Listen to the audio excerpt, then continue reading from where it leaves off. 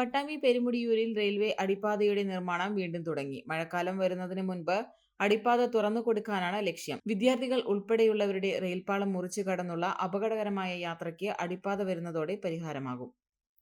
Pattambi Perumudiyoor Orient higher secondary സ്കൂളിലെ കുട്ടികൾ ഉൾപ്പെടെയുള്ളവർക്ക് റെയിൽപാളം മുറിച്ചു കടക്കാതെ ഇരുഭാഗങ്ങളിലേക്കും എത്തിപ്പെടാൻ ലക്ഷ്യമിട്ടാണ് പെരുമുടിയൂരിൽ റെയിൽവേ അടിപ്പാത നിർമ്മിക്കുന്നത്. സ്കൂളിന്റെയും പ്രദേശത്തുകാരുടെയും ഏറെക്കാലത്തെ ആവശ്യമാണ് യാഥാർത്ഥ്യമാകുന്നത്.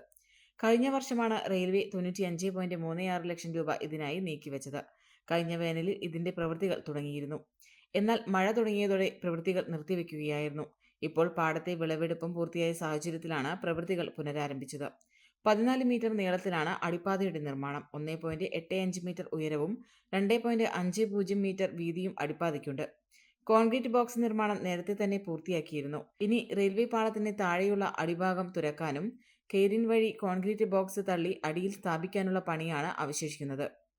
ഇതിനായി താൽക്കാലിക ഗർഡറുകൾ സ്ഥാപിക്കുകയും വേണം. ട്രെയിൻ ഗതാഗതത്തിന് തടസ്സമുണ്ടാവാത്ത രീതിയിൽ കോൺക്രീറ്റ് ബോക്സുകൾ സ്ഥാപിക്കാനുള്ള നടപടികളാണ് ആരംഭിച്ചിരിക്കുന്നത്.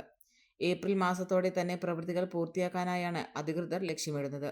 ഇത് യാഥാർത്ഥ്യമാവുന്നതോടെ വർഷങ്ങളായി വിദ്യാർത്ഥികൾ ഉൾപ്പെടെയുള്ളവർ നടത്തിവരുന്ന അപകടകരമായ റെയിൽപാളം മുറിച്ചു കടന്നുള്ള യാത്രയ്ക്കും പരിഹാരമാകും.